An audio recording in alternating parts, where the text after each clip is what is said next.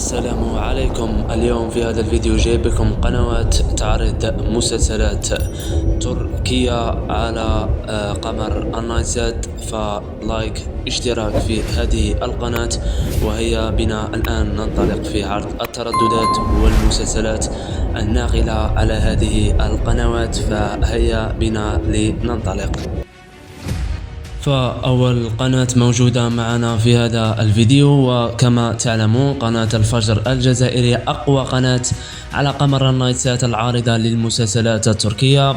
فبرنامج بث قناة الفجر لمن لا يعرفه، عندك أول مسلسل هو مسلسل الكنة التركي، يبدأ على الساعة 1 ظهرا والربع يعني بتوقيت الجزائر. النهر الذي أو المسلسل الثاني وهو النهر الذي يشرق منه القمر هو مسلسل كوري بعده مباشرة.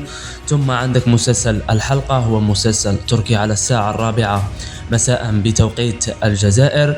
ثم كذلك عندك مسلسل جبل القلب ومسلسل رائحة الصندوق. ثم بعده مسلسل كان يا مكان في تشوركوفا. ثم بعده مسلسل الطيور النارية. ثم بعده المسلسل التاريخي المشهور جلال الدين الخوارزمي في موسمه الثاني، فالذي يعرض على الساعة 10 ليلا. وكل هذه المسلسلات على قناة الفجر الجزائرية. ننوه أن قناة الفجر الجزائرية عائلية 100%، وكذلك تردد قناة الفجر هو 126 45 أفقي 27500. لكل من يواجه مشكلة في إدخال هذا التردد يراسلني أو يكتب تعليق تحت في التعليقات، وإن شاء الله أحاول أن أحل له مشكلته. والآن دعونا الآن ننتقل إلى القناة الثانية الموجودة معنا في هذا الفيديو، فهيا بنا.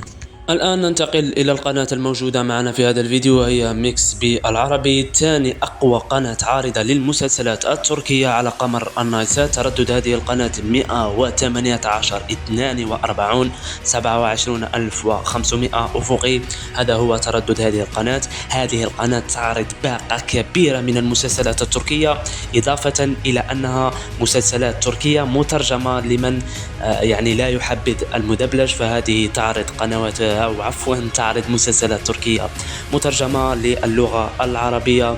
فهذه القناة تعتبر ثاني أفضل قناة بعد قناة الفجر الجزائرية. يعني عندك قناة الفجر تعرض باقة من المسلسلات التركية، وكذلك ميكس بالعربي تعرض كذلك باقة من المسلسلات. فالآن أنت لا تحتاج إلى المشاهدة في موقع آخر أو المشاهدة في قناة أخرى، فهذه القناتين تغنيك عن باقي المسلسلات أو عفوا باقي القنوات الأخرى. فبالتالي الآن وصلنا إلى نهاية هذا الفيديو. إذا أعجبكم المقطع بإذن الله سيكون هناك جزء ثاني عن قنوات أخرى تعرض مسلسلات أخرى. والآن أنا أنتظر اقتراحاتكم تحت في التعليقات. والآن ما علي إلا أن أستودعكم الله الذي لا تضيع ودائعه، وآخر الكلام سلام عليكم ورحمة الله تعالى وبركاته.